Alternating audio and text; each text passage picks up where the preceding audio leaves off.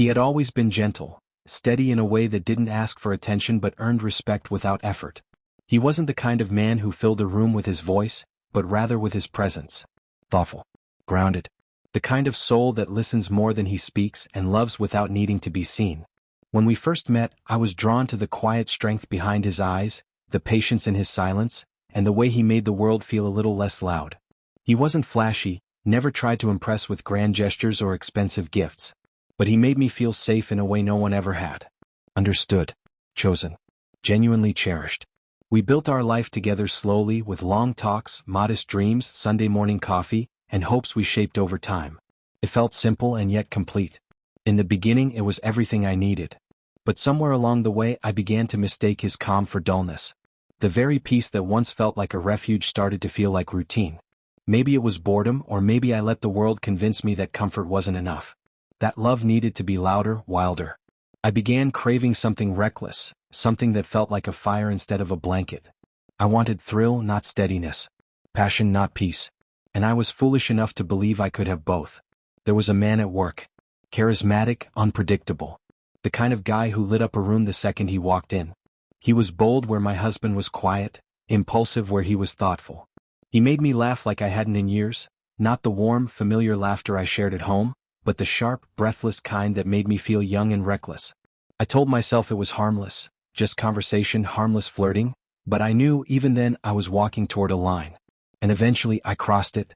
I told myself it was a mistake. Just one time. A moment of weakness. Something I could bury and pretend never happened. I clung to the lie that if I ended it quickly, no real damage would be done. But betrayal doesn't vanish. It waits. It poisons. And it makes a home in every silence between two people who once trusted each other. The guilt didn't hit me all at once. It came in waves, quiet at first, almost ignorable. But over time it grew louder. Heavier. Until it became a weight I could no longer carry in silence. When I finally told him the truth, I braced myself for rage, for yelling, accusations, some violent rupture of our life. But he didn't do any of that. He just sat there, staring at the floor, motionless. And then the tears came. Not the kind you hear, but the kind that come from a wound too deep for sound. Quiet, shattered tears that fell without warning and broke me more than any shouted word ever could. I had never seen him like that. He had always been my rock, solid, unshaken. But in that moment I saw him crack. And it was because of me. He didn't ask me why. He didn't try to dissect my excuses or point fingers. He only asked one question. Was I not enough for you? And I had no answer. Because the truth was, he had always been more than enough. I was the one who wasn't. He slept in the guest room that night. And the night after that. The warmth that once existed between us was replaced with a silence so heavy it echoed. I tried everything to fix it. Letters he never opened, flowers that wilted untouched, apologies that never reached his heart. I begged. I wept. But some things once broken don't mend with words. He still made my coffee each morning like clockwork. Still fed the cat. Still took out the trash. But it wasn't love anymore. It was muscle memory. Habit wrapped in grief. He moved around the house like a ghost, present but unreachable. And every day I watched the distance between us grow wider and I knew I had put it there. He was grieving not just the betrayal but the loss of the life we had built. The person I used to be. The version of us that no longer existed. And I had no right to ask him to hurry through that grief. No right to expect healing on my timeline. Months passed and he still wore his wedding ring, but I began to understand it didn't mean hope. It meant mourning. It was a symbol not of what was to come, but of what had died. I watched him change. His laughter disappeared entirely. His eyes dimmed. He smiled only out of politeness, never from joy. And it gutted me to know I was the reason for that.